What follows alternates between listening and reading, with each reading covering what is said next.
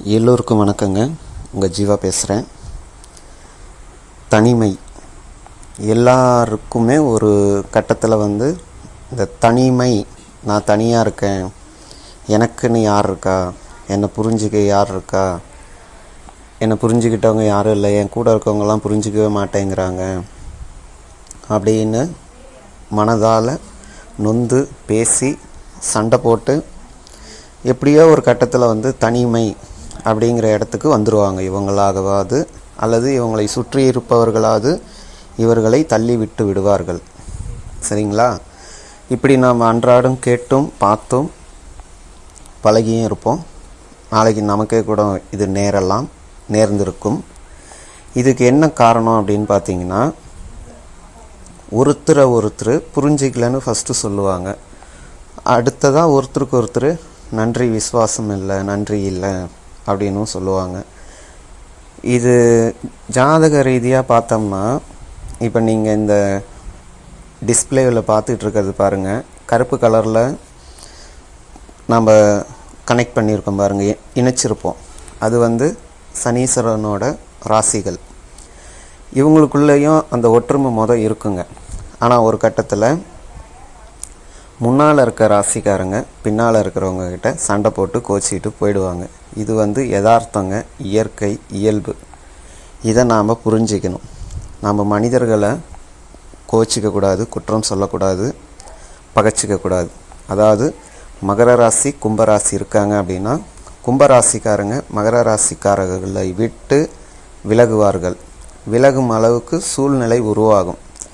ஒரே ராசி, ஒரே அதிபதியாக இருந்தாலும் அதுதான் நடக்கும்.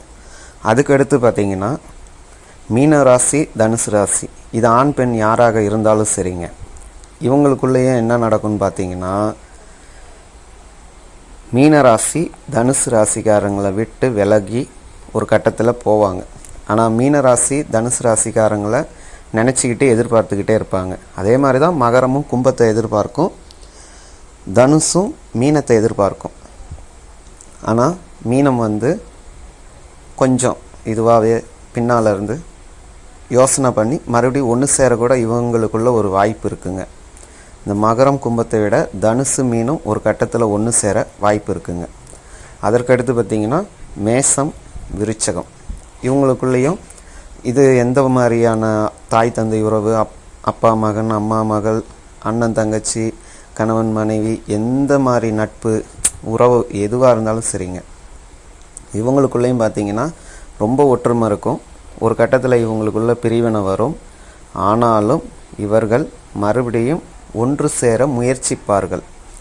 ஆனால் இவங்களுக்குள்ள அந்த முயற்சி ஒத்து வருமா அப்படின்னு கேட்டிங்கன்னா, அது கொஞ்சம் கேள்விக்குறி தான். விருச்சகம், மேசம் என்றாவது ஒரு நாள் இது போல் சூழ்நிலையில் மாட்டிக்கொள்ளும். அப்போ சேர முடியலையேன்னு வருத்தப்படாதீங்க. தூரம் இருந்தாலும் உங்களுக்கு ரொம்ப ரொம்ப நல்லாயிருக்கும். அதற்கடுத்து ரிஷபம், துலாம், இவங்களுக்குள்ளேயும் பார்த்திங்கன்னா சண்டை சச்சரவு வரலாம். ஆனாலும் இவர்களும் முன்பு சொன்னதை போல் இவர்களும் பிரிந்திருக்கிறது ரெண்டு பேர்த்துக்குமே சிறப்பாக இருக்கும். இவங்க எவ்வளோ ஒற்றுமையாக இருந்தாலும் ஒரு நாளைக்கு பிரிகிற சூழ்நிலை வரும். அதுக்கடுத்து பார்த்திங்கன்னா கடகம், சிம்மம், இவங்க அம்மா மகனாவோ அம்மா மகளாகவோ அப்பா மகன் அப்பா மகளாகவோ இருக்கும் பட்சத்தில் பிரச்சனைகள் கிடையாது. வேறு எந்த உறவாக இருந்தாலும் பிரச்சனைகள் தான். இவர்களும் ஒன்று சேர்வது மிக மிக மிக அரிதான ஒன்று. சிரிப்பாக எல்லாத்துக்கும் இந்த மாதிரி ஒன்றே சேர மாட்டாங்க, ஒற்றுமையாக இருப்பாங்க பிரிஞ்சிருவாங்க, ஒற்றுமையாக இருப்பாங்க பிரிஞ்சிருவாங்க. அப்புறம் இதுக்கு வழி தான் என்ன? ஒற்றுமையாக இருக்க வழி தான் என்ன? இந்த கிரகங்கள் இதையெல்லாம் தாண்டி ஏதாவது வழி இருக்கா அப்படின்னு கேட்டிங்கன்னா, உங்களுடைய ஈகோவை விட்டுறணுங்க. ஈகோவை விட்டுட்டீங்க அப்படின்னீங்கன்னா நீங்கள் ஒற்றுமையாக இருக்க முடியும். அது எப்படிப்பா ஈகோவை விடுறது அப்படின்னா, ஒன்றும் இல்லைங்க, எதையும் எதிர்பார்க்காத ஒரு பாசம் இல்லையா? கடந்த காலங்களில் அவங்க எப்படியும் 10 கெட்டது செஞ்சுருந்தாலும் ஒரு நல்லதாவது உங்களுக்கு செஞ்சுருப்பாங்க. அவங்க செஞ்ச ஒரு நல்லதை மனசில் பதிய வச்சு அதை பற்றி நீங்கள் சிந்தித்து பேசி அதை நட்பாவோ உறவாவோ மறுபடியும் நீட்டினீங்கன்னா, உதவிக்கரம், அன்பு கரம் நீட்டினீங்கன்னா அவங்க உங்ககிட்ட சேருவாங்க. ஆனால் இது யார் முதல்ல செய்கிறது அப்படின்ட்டு தான் எல்லாருக்குமே ஒரு நான் ஏன் செய்யணும்னு வரும். இதில் யார் முதல்ல செய்ய விரும்புவாங்க அப்படின்னு பார்த்தீங்கன்னா, மகரத்துக்கும் கும்பத்துக்கும் வர்றப்ப மகரம் உடனே விரும்பும். சரிங்களா? தனுசுக்கும் மீனத்துக்கும் வர்றப்ப தனுசு விரும்பும். அதே மாதிரி விருச்சகத்துக்கும் மேசத்துக்கும் நடக்கும்போது விருச்சகம் உடனே விரும்பும். அதே போல் தான் இங்கே எல்லாமே நடக்கும். கடகம் சிம்மம் மட்டும், கடகம் சிம்மத்துக்கிட்ட இறங்கி போகும். ஆனால் சிம்மம் கடகத்துக்கிட்ட ஏறி போகுமான்னு பார்த்தீங்கன்னா போகாது. இதை போல தான் நடப்பவை நடக்கும். ஆனால் நீங்கள் செய்ய வேண்டியது நல்லதை மட்டும் பாசிட்டிவாக எடுத்துக்குங்க.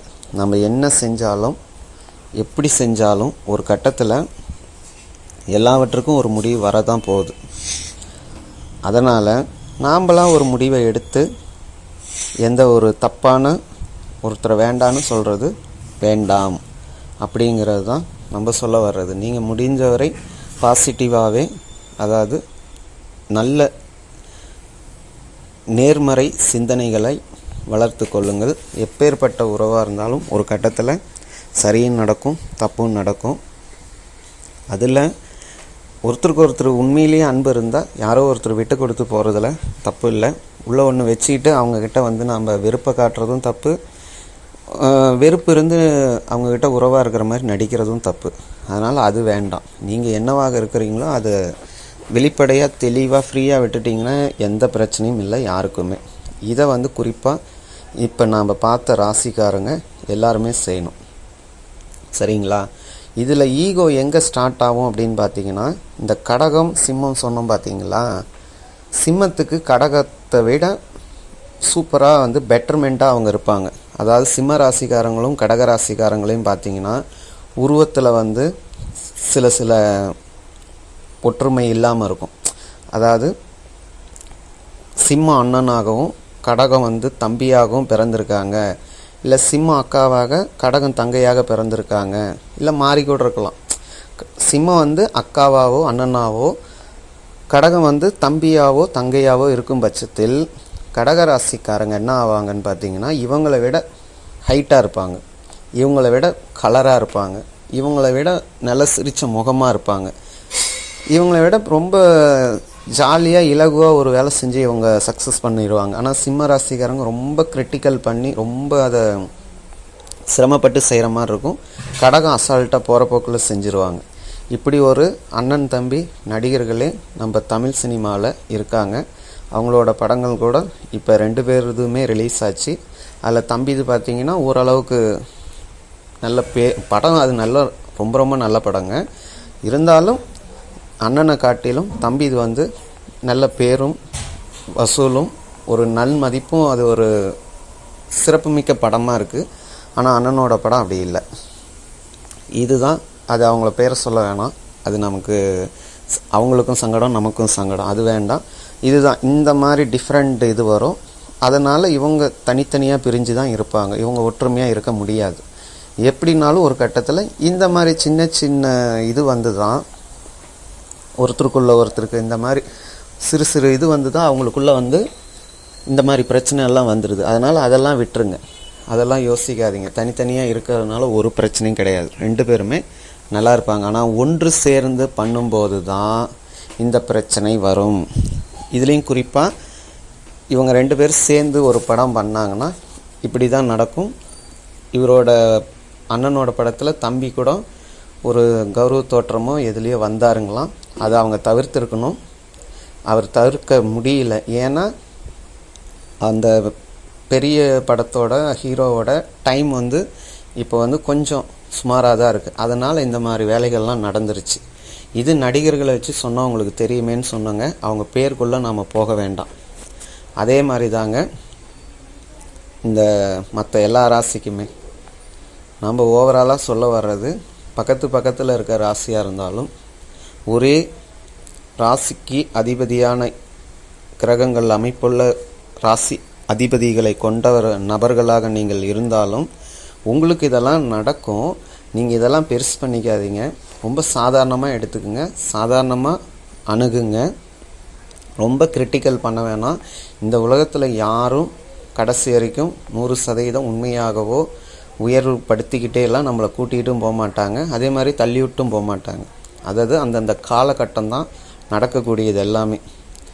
அதனால் மனிதர்களை வெறுக்காதீர்கள். மனிதர்களோடு ஒரு எந்த எதிர்பார்ப்பும் இல்லாத அன்பு பாசத்தை காட்டுங்க. உண்மையாக இருங்க. போதும். உங்கள் துறையை, உங்கள் கடமையை, உங்களோட ஆம்பிஷன், உங்களோட லட்சியத்தை நோக்கி நீங்கள் பயணிக்க ஆரம்பிங்க. மற்றதுக்கெல்லாம் இடம் கொடுக்காதீங்க. ஒரு கட்டத்தில் எல்லாருக்குள்ளேயும் இந்த ஒரு வெற்றிடம் வரதான் செய்யும். அதற்காக மனிதர்களை நீங்கள் மனிதங்களையோ கிரகங்களையோ நினச்சி வெறுக்க வேண்டாம். இது அதிகப்படியாக சொல்ல வர்றது என்னன்னா, எப்படி தான் ஒரே அதிபதிகளை கொண்டவங்களாக இருந்தாலும் இதுதான் நடக்க போகுது. அப்போ நாம் ஜாதகம் பார்த்துக்கிட்டோம், கிரகங்களை ஆலோசிச்சுக்கிட்டோம், இவங்ககிட்ட எப்படி பழகணும், அவங்கக்கிட்ட எப்படி பழகணும், நீங்கள் இப்படி யோசிக்கிறத தவிர்த்துட்டு ரொம்ப சிம்பிளாக, ஓகே நடந்துருச்சா, ரைட், சரி நடந்துருச்சு, இனி நீ உன்னோட வேலையில் கவனம் செலுத்து, நான் என்னோடய வேலையில் கவனம் செலுத்துகிறேன் அப்படின்னு எப்போ நீங்கள் கிளம்புறீங்களோ அப்போ உங்கள் 2 பேர்த்துக்குமே நல்ல நேரம் ஸ்டார்ட் ஆகிடுச்சு, தொடங்கிருச்சின்னு அர்த்தம்.